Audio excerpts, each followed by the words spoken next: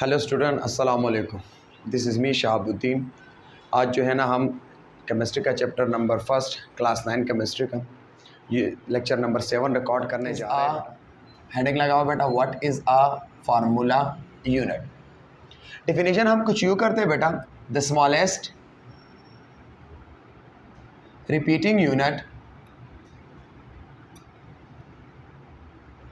Of an ionic compound which show the simplest ratio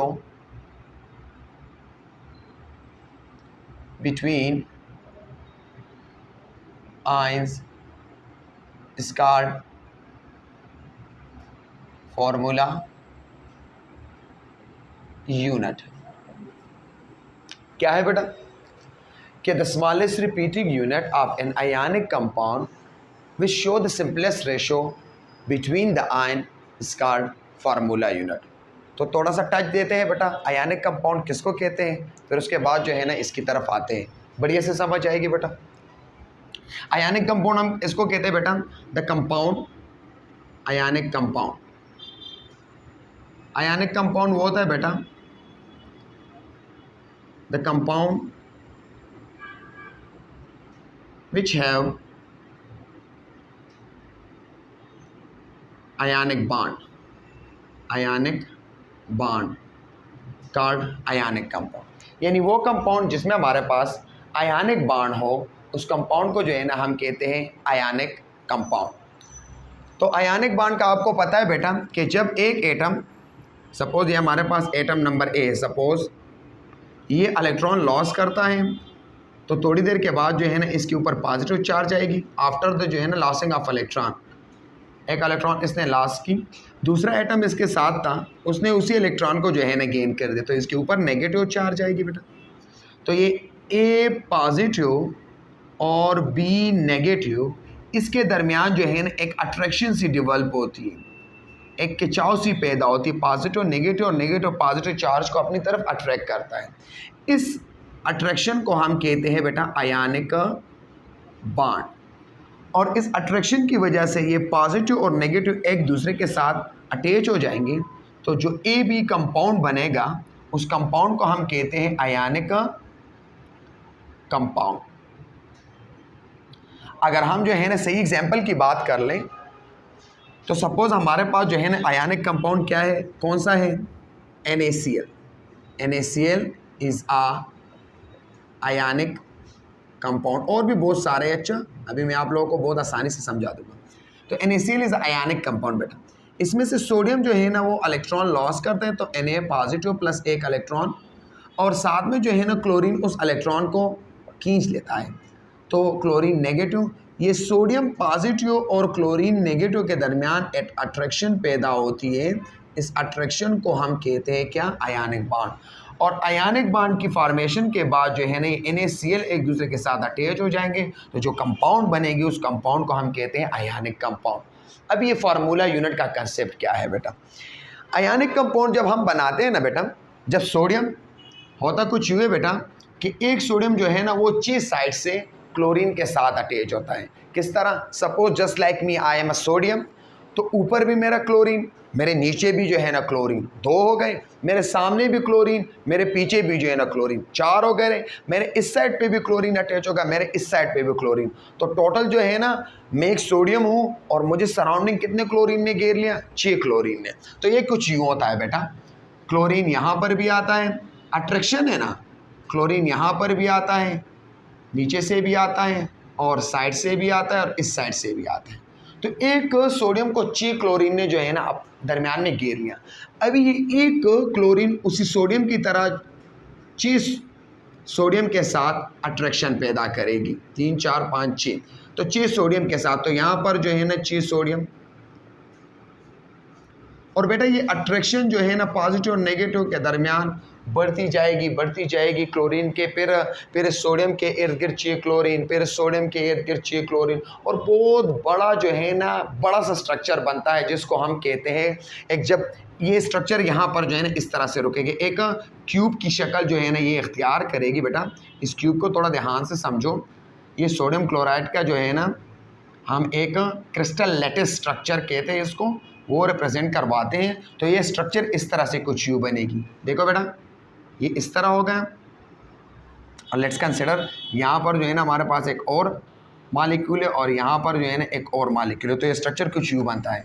ये इसके साथ अटैच हो जाएगी, ये इसके साथ, यहाँ पर अट्रैक्शन यहाँ पर, और इस तरह का क्यूब की शक्ल जो है ना ये इख्तियार करेगी।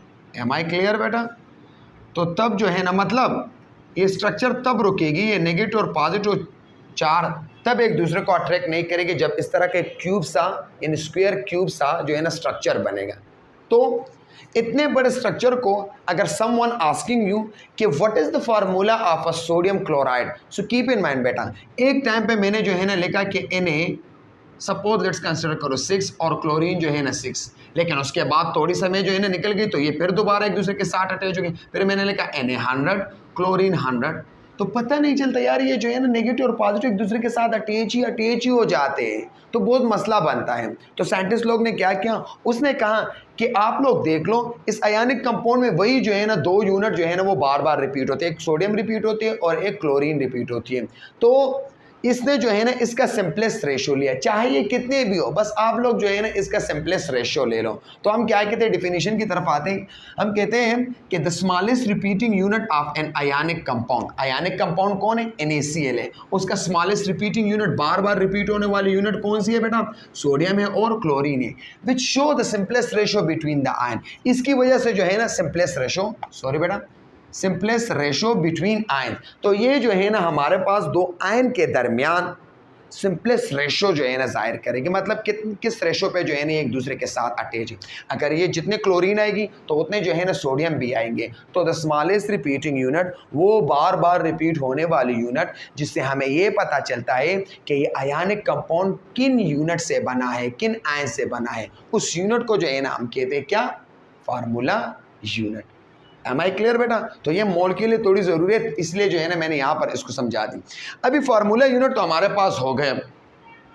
फार्मूला यूनिट की जो मास हम फाइंड करते हैं उस मास को हम कहते हैं फार्मूला मास।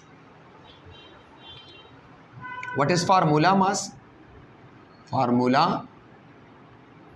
मास, या कुछ किताबें उसको लिखते हैं फार्मूला यूनिट मास भी लिखते हैं। It is also called what, formula unit मास, यानी फार्मूला यूनिट का जो वजन है उसको हम फार्मूला यूनिट मास भी कहते हैं या सिंपली फार्मूला मास। तो इसके डिफिनीशन बहुत ही आसान है बेटा कि the sum of the atomic masses, वही मॉलिक्यूलर मास। अगर आप लोगों ने लेक्चर नंबर मेरे ख्याल से 5 देखा होगा तो उसमें जो है ना आपको ये बात समझ आएगी। 6 के 5 है उसमें मैंने जो है ना ये समझाई है कि मॉलिक्यूलर मास किस तरह निकालते हैं, इसी तरह जो है ना फार्मूला मास होता है। तो the sum of the atomic masses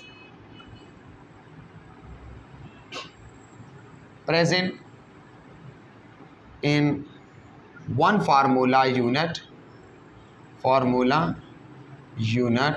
is called formula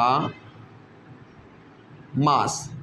मतलब किसी भी फार्मूला यूनिट में जितने भी हमारे पास आयन्स है या एटम है उसके सबके एटॉमिक मास को आप कंबाइन कर लो, उससे जो वज़न निकलेगा उसको हम फार्मूला मास कहते हैं।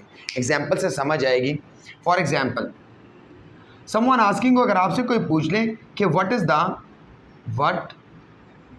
द फार्मूला मास या formula unit mass of NaCl, बेटा आयनिक कंपाउंड का मॉलिक्यूलर फार्मूला नहीं होता है, आयनिक कंपाउंड का हम क्या लेते हैं, फार्मूला यूनिट लेते हैं, और फार्मूला यूनिट के मास को हम फार्मूला मास कहते हैं। कौन कौन से आयनिक कंपाउंड है मैं एक साइड पर जो है ना अभी लास्ट में करवा दूंगा, आपको आसानी से पता चलेगा कि ये इतने जो है ना हमारे पास आयनिक कंपाउंड है, और आयनिक कंपाउंड का क्या होता है, फार्मूला यूनिट, और फार्मूला यूनिट का हम क्या लेंगे, फार्मूला मास लेंगे। So simple.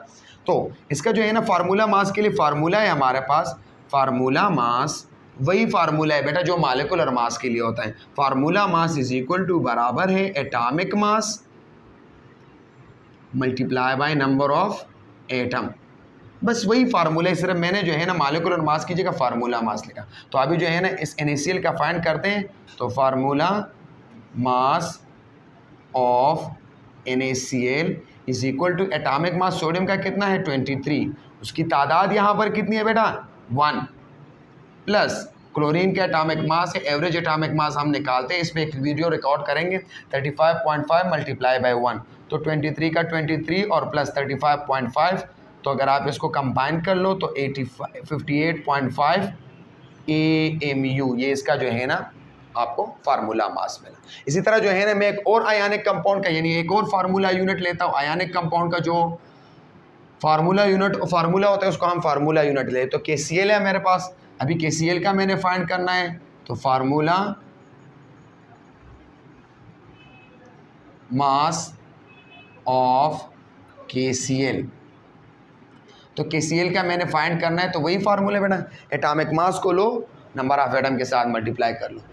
पोटाशियम का एटॉमिक मास है 39 मल्टीप्लाई बाय 1 और क्लोरीन का एटॉमिक मास है 35.5 मल्टीप्लाई बाय 1।